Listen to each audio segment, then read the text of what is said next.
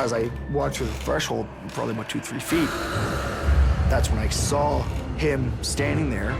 The apparition was just suspended somewhat into the air, directly in front of the window. I got up, 6 o'clock in the morning, and I just walked out of the bedroom towards the kitchen. And I saw a shadow go right across on the wall. I figured, whatever it is, it's something paranormal, and it's upping the ante.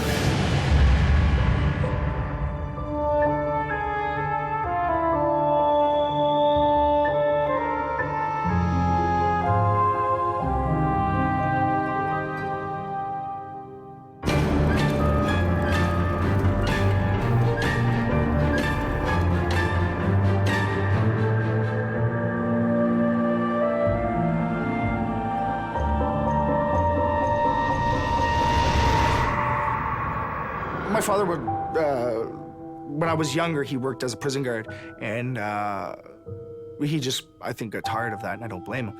And he got into industrial sales, basically, and what that would require of him was traveling quite sufficiently. In most cases, he would leave Monday morning, and we would see him Friday evening when he would return.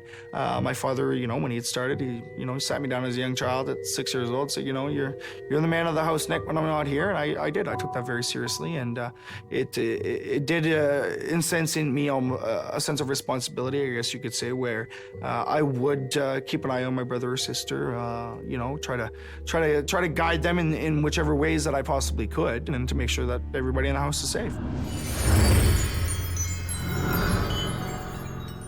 At various times in our lives, we've all felt vulnerable. Strong, disturbing emotions hijack our lives. Could these feelings be so powerful they open the door to the supernatural world? Hello, I'm Lawrence Chau. Today in Ghostly Encounters, we meet Nick and Christina. They both had periods of being vulnerable, and they both believe this made them more open to the paranormal. Growing up in St. John, Nick LeBlanc assumes the responsibility of looking after his family. It's a heavy load for a young boy to carry, and Nick doesn't expect a ghost will help him with it.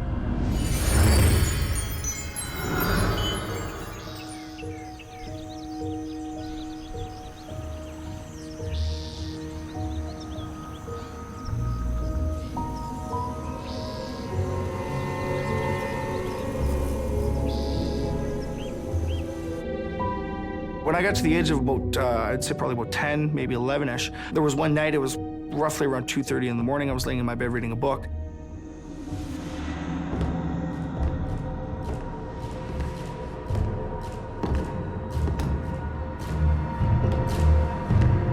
And in the beginning, I would hear noises and footsteps and shuffling and whatnot in the attic area above my bedroom. You could clearly hear the heel and the toe, ta-ta, ta-ta, as if it was a foot, being laid down and walking like, most human beings do. Originally, at that young age, I thought, okay, because I knew my mom hid all of her Christmas presents and birthday presents and whatnot up in the attic. But then I started thinking about it, and I realized there's no way that my mom is walking around in the attic at 2 o'clock in the morning. It just doesn't make logical sense. It was somewhat scary. Because you're hearing these footsteps, and especially as a young child, and you have no explanation for them. Your imagination does start getting the better of you sometimes. At the time, my aspirations were to be a police officer. So I told myself, well, if you're gonna be a cop, you gotta get the courage, you can't back down. So I grabbed my flashlight and headed down the hallway. And so then I proceeded up the stairs of the attic.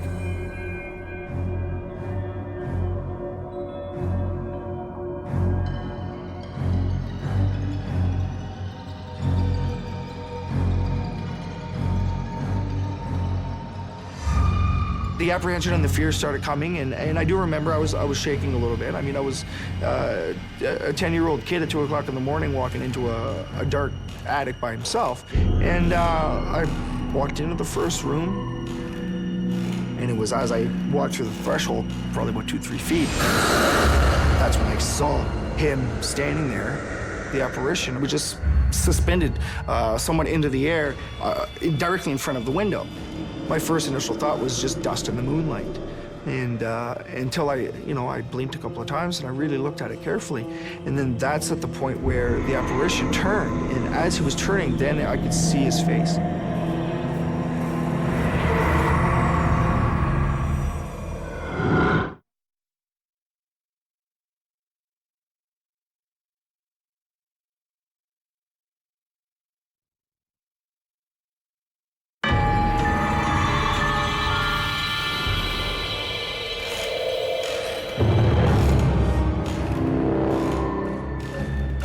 first walked into that second part of the attic, I didn't believe at first when I saw it, I didn't believe that it was a ghost or an entity or anything of the such. My first initial thought was just dust in the moonlight. And until I blinked a couple of times and I really looked at it carefully. And then that's at the point where the apparition turned. And as he was turning, then I could very, very clearly and distinguishably see the facial features. He had white hair, white beard. The white hair on his head was very, very curly. Obviously I was shocked.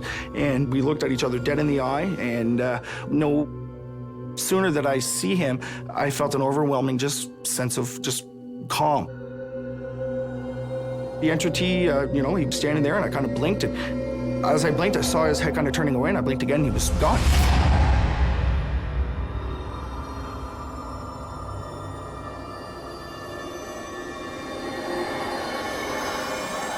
And I checked everywhere. Couldn't see anything, so I went back down into my bedroom, and I laid awake in my bed. I don't think I slept very much that night, and just trying to wrap my head around it. I think that's when it really hit me that you weren't dreaming. You were physically walking. Like you're awake right now, and okay, what in the world did I just see? And yeah, it took me a little while before it clicked in that geez, that might have actually been a ghost. In the beginning, yes, absolutely, I was scared. But it's as I saw his face and we made eye contact, it was just this sense of ease or this sense of calm or of this self-realization that he's not going to harm you. There's nothing malevolent here. He just wants you to know that he's here. And in a sense, offering that hand of, this is my home and I will look over my home, but I will look over you as well. And I felt almost like he intentionally emitted that energy or that sense of calm to me, to know that I didn't have to run, I didn't have to be afraid, I don't have to fear living or sleeping in my own home. And it was just very, very comforting.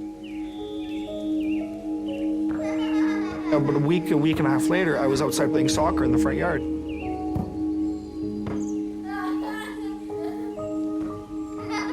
And I just happened to look up to my left, up into the top of the attic window. And the gentleman is standing there physically looking down at me.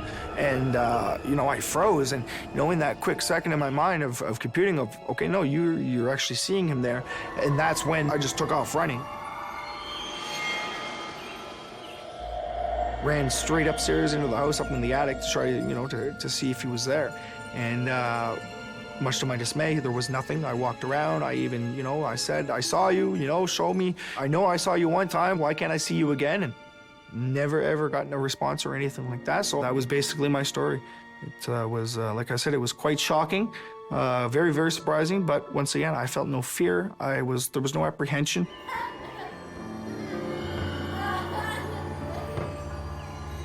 As time went on, I did get the feeling that he did present himself to me for the reasons of me being such a young child and, in a sense, being the man of the house. That was a lot of responsibility, especially at a young age. And I always just felt like he was looking down on me. He was just, letting me know, what, you're young. It's going to be better. It'll be okay. Because any time that I would have, strong emotions or something, or if I was in my bedroom and I was crying or something had happened, those would be the times that I would hear the footsteps. And it almost seemed like it would correlate itself with my, my times of need, I guess you could say. My mom would always joke because she thought I would be talking in my sleep, but I would be sitting up in my bed and I would be talking to my ceiling. Just because I knew myself, I could feel and I sensed he was there, he was listening.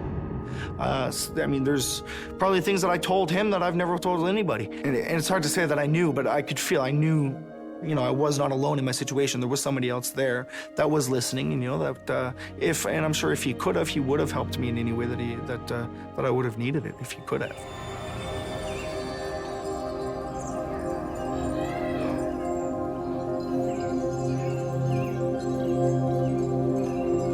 Up until the day I was 16 and I moved out of the house, driving out the final time he was in that window, and that was the time that he actually had his hand on the glass.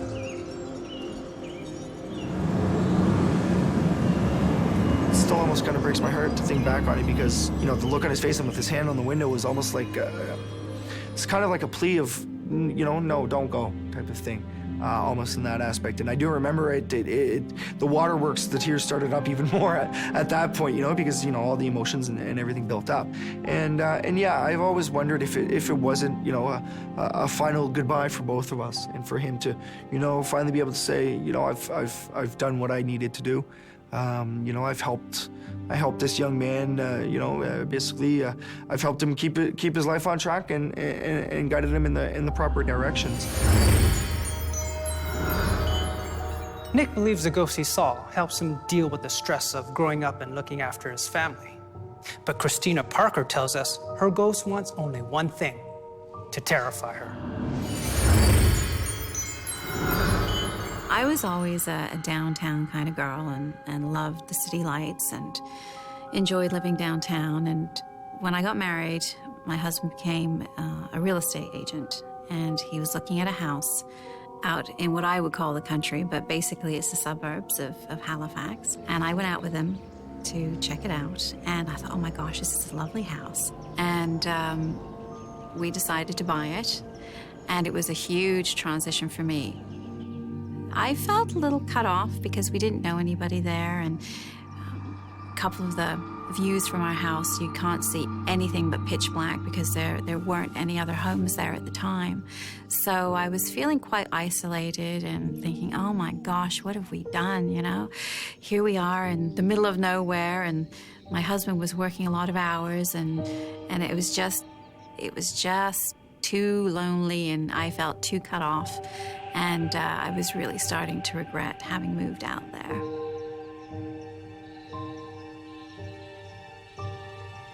After we bought the house, we decided we were going to move in breakables, and we thought we would store them in the upstairs storage attic.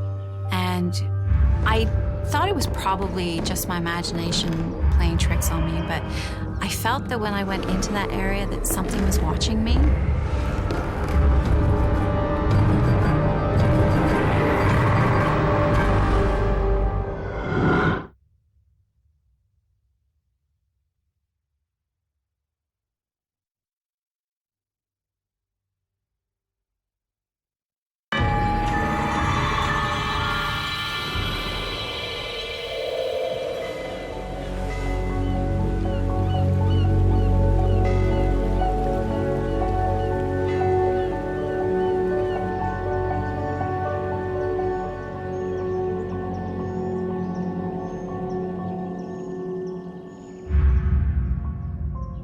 Before we moved into the house, we moved in some of our breakables. I just didn't want them going in with everything else in the mishmash and possibly getting broken.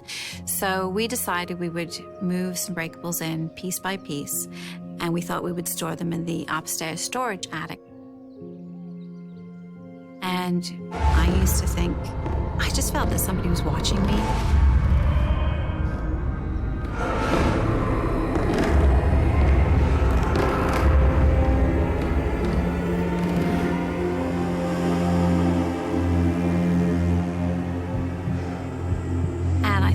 Well, come on, it's an attic, and you look at the horror stories, it's always in the attic and in the loft, and so I thought, oh, it's probably just my imagination. So we moved in May, and my husband wasn't doing terribly well in real estate, and he had to take a second job, and so he took a security job, which took him away most evenings. And here I was, stuck out in the middle of the country that I felt that I was. No car, and I was just starting to feel a little down, missed the city lights, missed the partying, and kind of thought, what have we done? Where are we? And I didn't really like being stuck out there. Then one Sunday afternoon, I was feeling kind of drowsy, so I thought I would just go upstairs and have a nap. So I went upstairs to the loft area because it was just a section of the house that I really didn't use a lot. Suddenly, the door to the storage area in the loft just opened.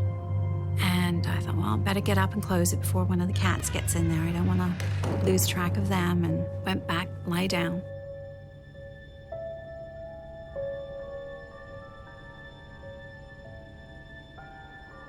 And then the door opened again.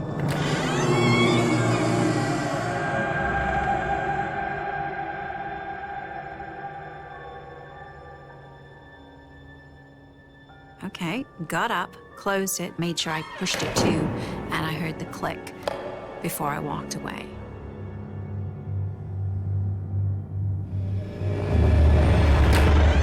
Sure enough, the door opens wide open again. At this point, I started to get a little rattled because this was firmly closed, and unless somebody turned a handle, I cannot see how that door opened. I can't explain that. So I got up again, closed the door. This time I put a chair against it because I'm thinking, you're going to stay shut. I started to feel that something must be doing it. It just started to seem a little strange that suddenly I'm lying there and the door opens 3 times, its own volition. I didn't want to go into that loft area, like behind the door that had opened. I just felt that I probably shouldn't be going in there. So told my husband about it when he got home, and he said, well, we better go and get a bolt and put across the door. And my husband installed it on the Tuesday night. On the Wednesday evening, he had a security job, and it was about 10 o'clock in the evening, and I was typing something downstairs. And suddenly I heard something knocking very loudly, and it sounded to me as though it was coming from that attic door. I thought maybe it's somebody knocking on the door, the front door, the back door. I'm going to have a look, see what somebody wants, but I'm pretty sure it came from upstairs. So I went and I had a look, and there was nobody standing at any of the doors. So it left me a little scared because I just thought, whatever it was is upstairs.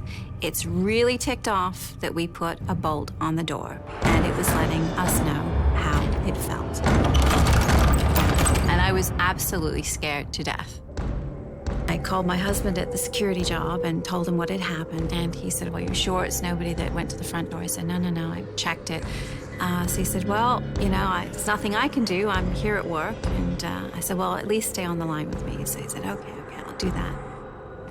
And I stayed on the phone with him for 2 hours. I was just so scared. I needed that line of communication. And again, all I could think of was, there's something in there, some sort of entity or spirit, and it is so mad at me for putting on that bolt. It's probably playing with me too, but it's just making a point. Here I was, moved into a house. You can't get rid of a house that easily. It takes a while to sell, and I'm thinking, that's it, we have to move, we have a ghost in the house.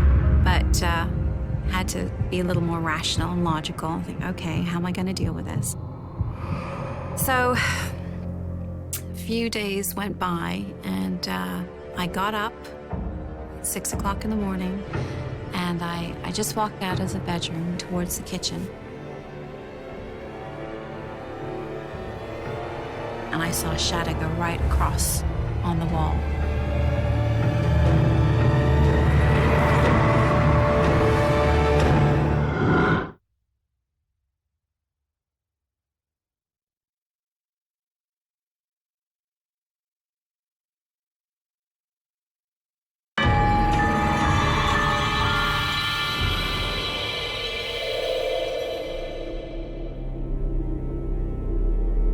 I got up 6 o'clock in the morning, and I just walked out of the bedroom towards the kitchen. And I saw a shadow go right across on the wall. And my first thought was, oh my God, somebody's in the house. I stopped dead in my tracks. And at first I thought, do I move? Do I say anything now? Because, I've never been faced with having an intruder before. And I just stopped dead in my tracks and watched this shadow go slowly across. And as soon as it had disappeared, I spun around and ran back into the bedroom and woke up my husband. And then I started thinking to myself, this doesn't make sense. If somebody was in the house, I would have heard them because the floorboards are so creaky, but I heard nothing. The only thing was my visual, but there was no person in the house. We looked. So what was it? I figured whatever it is, it's something paranormal and it's upping the ante. That was the peak of me being frightened. I said, we really have to do something about this because I can't stay alone in this house. And just after that happened, that very weekend, my husband quit his security job and we went and adopted a dog. And from that moment, every activity came to an abrupt halt. I do believe that there are malevolent spirits that kind of float around and are just waiting to hone in on somebody that is feeling depressed. And I think they kind of play games, and I'm pretty sure that that's what this was. And I let it.